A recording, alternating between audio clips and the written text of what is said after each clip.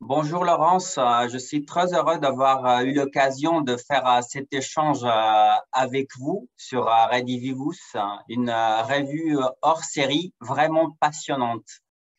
Nous allons présenter l'un après l'autre ceux qui de cette revue a attrapé notre intérêt et en discuterons chaque fois. Donc, merci beaucoup, Michalis. Je suis ravie, en effet, qu'on ait l'occasion de présenter cette vidéo à la suite l'un de l'autre parce que nous avons pensé que les deux façons de faire étaient complémentaires. Je vous passe la parole. Ce numéro d'Ornicar est semé d'anecdotes et d'événements de la vie de Lacan, souvent inconnus, ainsi que de témoignages inédits. Ce n'est pas pour autant un numéro biographique, mais plutôt un hommage au docteur Lacan, une manière de le rendre vivant, nous dit Christian Alberti, d'où les participes Redivivus que Jacques-Alain Miller a choisi de donner au titre. Lacan Redivivus, Lacan revenu à la vie. Mais de quelle vie s'agit-il? Nous tous connaissons plus ou moins Lacan, les psychanalystes. C'est lui dont nous tentons encore et toujours de saisir ce qu'il a jadis articulé. Ce que cette revue met en exergue, ce n'est pas cet héritage, mais la personne qu'a été Jacques Lacan, son éthique qui ne peut se démontrer qu'en creux de manière implicite. Cette éthique, mise en exergue par un personnage abondant, certes, mais avec, nous dit Christian Alberti, une diplomatie d'instinct, une délicatesse, une entière disponibilité aux symptômes de l'autre. C'est ce rapport de Lacan à l'éthique qui a orienté ma lecture de ce numéro. Si Lacan pouvait être radical dans sa quête de toujours apprendre plus, ce que là résidait son désir, un désir extravagant. Mais ne pas céder sur son désir ne signifie pas avancer à tout prix. Et Lacan restait attentif à ce que pouvaient supporter les sujets auxquels il s'adressait. Son entourage personnel, comme professionnel, témoigne via leurs rencontres quotidiennes, leurs échanges ou leur analyse avec Lacan. Se dessine ce que Lacan a été en tant que par-l'être, comment il a trouvé une manière singulière de faire avec son symptôme. Comme Miller nous l'indique à l'os d'une cure, le symptôme ne se franchit pas, on ne le fait pas tomber, il ne se traverse pas. Se dire que l'on doit vivre avec, faire avec, s'en débrouiller. Lacan, nous rapporte Miller, disait être un esclave, pas un maître. Il était sous l'emprise de son surmoi. Au fond, ce numéro parle de ce qui a été, non pas les styles lacaniens, mais les styles de Lacan. Comment il ne cède jamais au nom de sa propre voix, souligne Christiane Alberti. Elle précise que céder sur son désir comporte une trahison vis-à-vis du sujet lui-même. Il s'agit d'abandonner, de lâcher la prise sur le réel au profit des illusions, de l'alibi du bien de l'autre ou des objets. Pour Lacan, cette tâche était celle de sa vie. Il en témoigne ainsi. Moi, qui m'efforce depuis des années d'établir la place dans l'être de ce qui s'appelle le désir, tâche qui n'était pas sans coût et pouvait l'amener à dire « je me sens sœur de ma vie ». Ce numéro nous montre également combien Lacan a toujours veillé à ne pas incarner un maître. Sa lecture m'a fait écho à la conférence de Lacan à la Salpêtrière. Lacan nous rappelle à chaque instant que d'analyste, il n'y en a pas, c'est-à-dire que la fonction de l'analyste et l'analyste comme personne ne sont pas fusionnés. Miller a ajouté à propos de l'analyste que la place du maître, certes, subsiste, mais il n'est plus là pour l'occuper. C'est pourquoi Lacan s'est attaché à déployer un enseignement dans lequel l'homme ne saurait jamais être réduit à un objet. Lacan, étant revenu à la vie, ce numéro nous parle de ses rêves, témoigne de ses formations de l'inconscient et sa propre castration, ne serait-ce que quant à la dissolution de son école.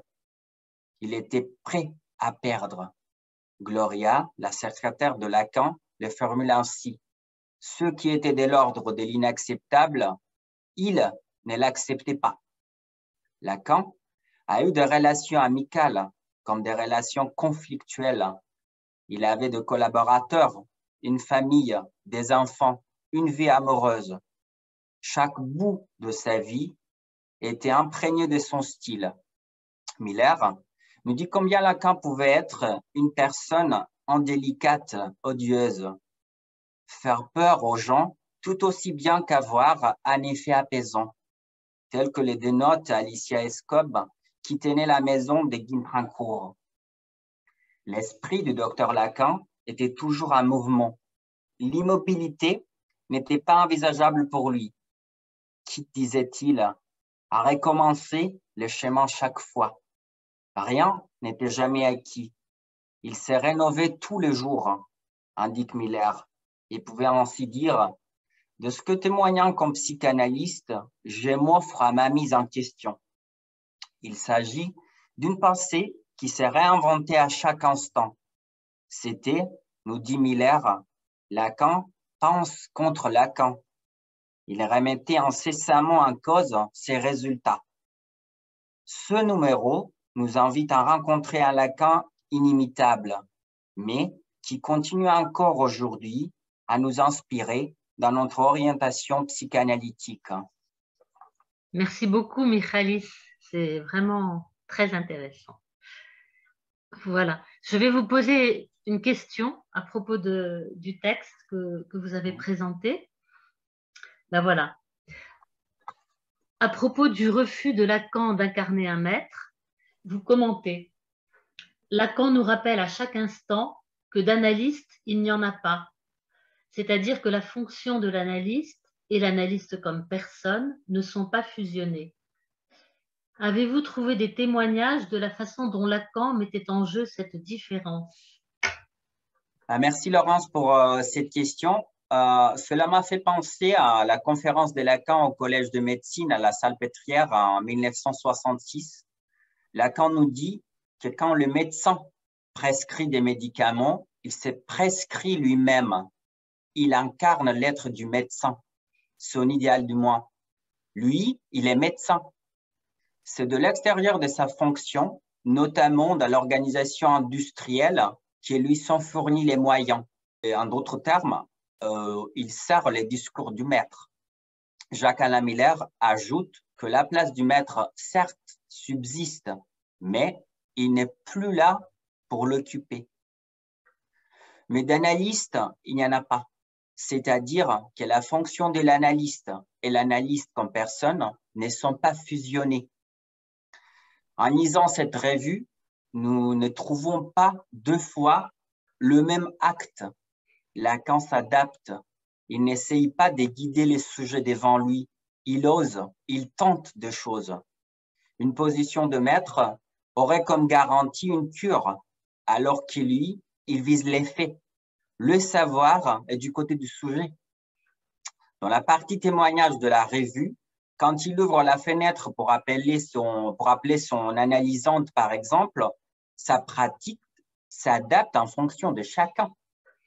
Il s'agit d'un désir de l'analyste extravagant, alors que le maître serait plutôt du côté de la normalité.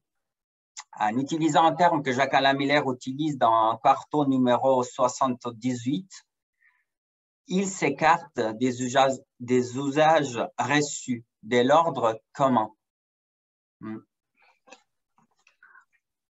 Merci beaucoup. Parce que dans quelques instants, je vais parler un peu des deux présentations cliniques qui figurent dans Lacan Redivivus et que j'ai trouvé totalement passionnantes et comme si on y était, comme si Lacan était toujours là, vivant.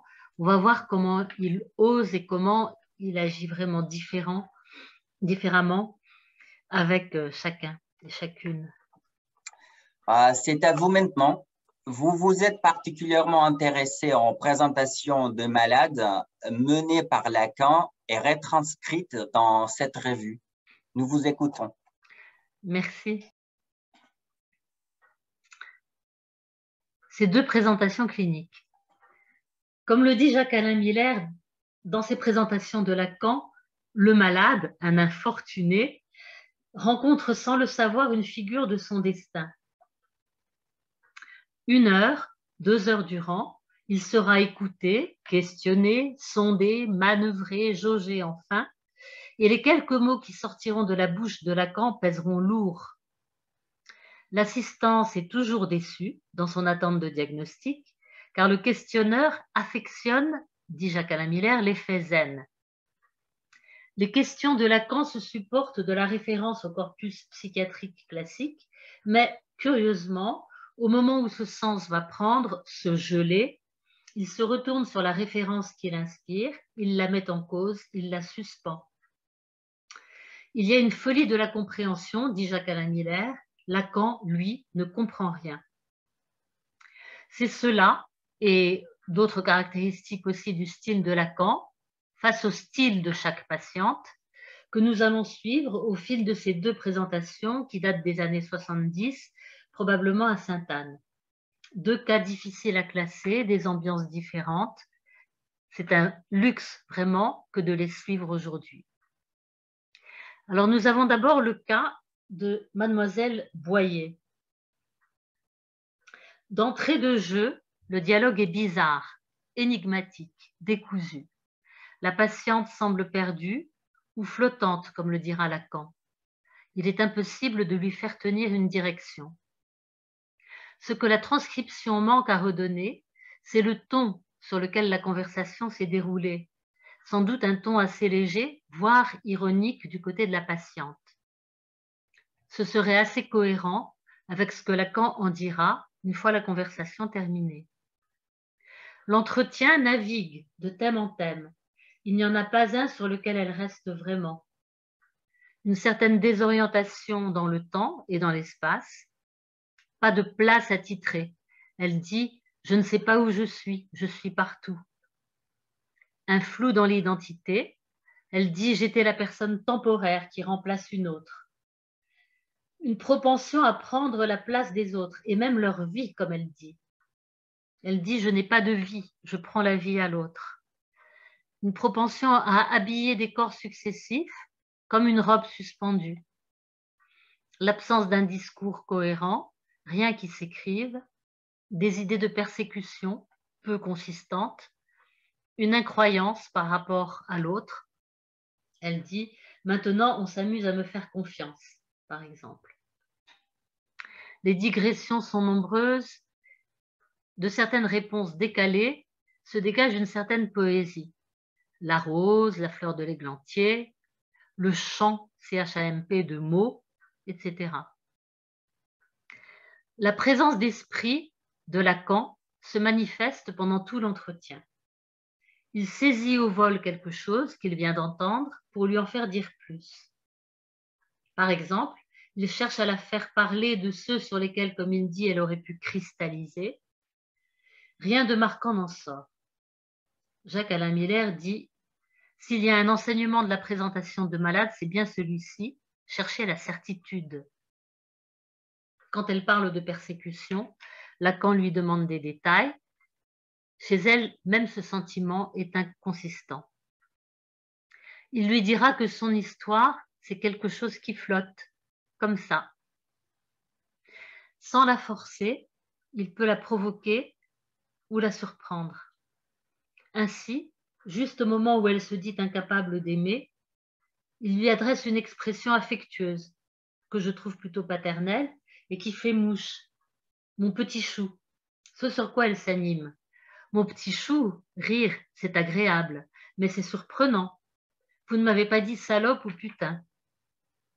Quand elle cite Madame Tauchon, sage-femme qui l'a accouchée, il déforme le nom en cochon. Il entend dire qu'elle-même a fait ce lapsus. Puis, décliner des transformations signifiantes et apaisantes, dit-elle, de ce mot cochon, torchon. C'est elle qui décline. Ces interventions ont pour effet de faire apparaître transitoirement, un peu plus, un sujet qui énonce. Lors de la discussion sur le cas, Lacan commente. Elle n'a pas la moindre idée du corps qu'elle peut mettre dans cette robe. Il n'y a personne pour habiter le vêtement. Elle est un torchon. Elle illustre ce que j'appelle le semblant. Elle est ça. C'est la maladie mentale par excellence. Ce n'est pas une sérieuse maladie mentale repérable. Tout ce qu'elle a dit était absolument sans poids. Ce cas, repris entre autres par Jacques-Alain Miller, est devenu paradigmatique, faisant réfléchir au concept de paraphrénie, et dans la discussion qui suivait la présentation, Lacan parlait de paraphrénie imaginative, ce terme donc utilisé ce jour-là par Lacan, un peu décalé par rapport aux caractéristiques classiquement attribuées à la paraphrénie, qui comporte en particulier un délire très productif. Et ce concept et l'étude de ce cas aboutira plus tard avec Jacques-Alain Miller au concept de psychose ordinaire et de maladie de la mentalité. Donc il y a une ligne, une jonction qui a pu se faire entre paraphrénie et psychose ordinaire, maladie de la mentalité. Alors ça, c'était le premier cas. Et maintenant, je vais présenter le second, celui de Madame Soledo. Cette présentation est de tonalité bien différente. Le ton est sérieux, il y a une certaine pauvreté des thèmes abordés. Lacan, avec délicatesse et fermeté, va toujours plus avant sur la question de la présence et des voix qu'entend la patiente, en mettant en avant la question du savoir qu'elle peut lui apporter pour, dit-il, l'éclairer. Il établit peu à peu une distinction entre cette ambiance de fond dans laquelle s'inscrit l'existence de Madame Soledo et l'événement traumatique, cause des 2 tentatives de suicide qui l'ont conduite à l'hospitalisation, d'abord par pendaison, puis en tentant de se couper la gorge. Elle peut préciser ce qui a déclenché ces actes. J'avais peur de ne pas surmonter ce qui m'arrivait, c'est-à-dire divorcer, à sa propre demande, d'avec son mari qui la trompait avec une autre femme. Pour elle, c'est un échec, encore un ratage, dit-elle. Elle n'aime pas en parler. Elle va ainsi, conduite par Lacan, pouvoir préciser son sentiment de ne pas être seule depuis longtemps, pas seulement lors des tentatives de suicide. Il s'agit d'une présence, terme proposé par Lacan en fait, d'une voix qui disait quelque chose. Elle dit « Il me semblait entendre ma voix », une présence debout derrière elle, lui faisant faire des choses qu'elle dit favorables ou défavorables. Lacan l'a fait revenir sur l'histoire pas défavorable d'une maison devant laquelle, avant son mariage, son double, sa voix, comme elle dit, lui aurait annoncé qu'elle aurait quelque chose à y faire. Voix qui lui aurait aussi parlé de même la première fois où elle a rencontré son futur mari. Lacan lui propose à 2 reprises qu'elle peut se qualifier d'habitée. Elle y consent, après qu'il ait dit « Vous savez quand même que c'est arrivé pas mal de fois. Assez pour que vous sachiez que cela ne vous épate pas. » Il met donc en évidence l'habitus dans lequel elle est installée depuis ses plus jeunes années, car elle peut faire remonter sa première compréhension d'un double, comme elle dit, à l'âge de 4 ans, alors qu'elle avait été punie. Cela ne me choque pas, dit-elle. Elle perd parfois les mots. Il commente que cette voix qui parle lui interdit de souffler mot, ce qui permet à la patiente de préciser « Je faisais plus attention à l'écouter qu'à répondre ». Enseignement précieux sur ce qui se passe chez un sujet qui entend des voix. 2 points d'appui semblent possibles pour elle, sa fille, qu'elle aime et avec qui elle n'a pas échoué, dit-elle, son métier, kinésithérapeute. Elle semble s'y retrouver dans l'exercice de cette profession et d'ailleurs aussi dans le vocabulaire médical. Lacan l'y ramène à la fin de l'entretien. Vous n'allez pas recommencer ces trucs, vous avez quand même quelque chose qui vous accroche. Elle dit qu'elle ne recommencera pas pour sa fille et parce qu'elle veut reprendre l'ardeur à faire quelque chose. Il lui demande en détail comment elle voit la reprise de son travail. « Est-ce que vous pensez que vous êtes folle ?» dites. « Par moment, répond-elle. Il est mieux que vous sortiez d'ici quand vous serez dans votre assiette. » On voit donc au cours de cette présentation Lacan avancer pas à pas, en douceur mais sans lâcher, pour dévoiler la clinique d'une femme guidée depuis la toute petite enfance par la voix d'un double, presque plus réel qu'elle, lui ayant donné à de nombreuses reprises la clé de situation le plus souvent favorable, entre guillemets, parfois défavorable. Ceci sans dialectique, comme des certitudes, ayant eu pour conséquence certaines de ses actions. Lacan lui fait ensuite entrevoir une différence entre ses vécus fréquents, dont elle s'accommode sans en être choquée, comme elle le dit, et des situations choquantes plus rares, l'ayant par exemple conduite aux 2 tentatives de suicide. Et, comme on l'a vu, il la ramène pour finir à un mouvement de raccrochage à la vie. Comme il le dit dans la discussion qui suit, il fait le pari que cette femme va pouvoir reprendre sa routine. C'est quand même des cas où il faut parler, dit-il. On a le sentiment, dit-il, que la psychose n'a pas gagné, qu'elle n'est pas omniprésente. Nous avons donc rencontré ici 2 cas de patientes psychotiques, de pronostics assez différents selon Lacan. Il s'adapte à chacune pour toujours mieux comprendre, convoquer le sujet, et partant de la nosologie classique, aussi s'en écarter pour considérer la singularité de chacune. Merci. Merci beaucoup, Laurence. J'ai 2 questions à vous poser. Voici pour ma première. Il y a une phrase que je soulignais. Il y a une folie de la compréhension. Lacan, lui, il ne comprend rien. De la présentation des malades, il n'en sent rien du côté de la compréhension. Justement, pour ce qu'il n'y a rien à comprendre. Lacan est présent, comme vous dites, avec son esprit, et non pas comme un double qui, sur l'axe imaginaire, répliquerait à un autre semblable dans la discussion. Seriez-vous d'accord pour dire que Lacan fait discrètement apparaître la différence entre le semblant d'être et la certitude du statut d'être sans que les sujets devant lui s'en aperçoivent? Et pour ma deuxième, j'enchaîne? Oui. Ouais. Oh, non, je vais peut-être vous répondre déjà. Ouais. Ouais. Ouais. Ouais, question très intéressante. Alors, ce que je pourrais dire, c'est que Jacques-Alain Miller, quand il a repris ce cas, a éclairé l'importante distinction sous-entendue dans les commentaires de Lacan.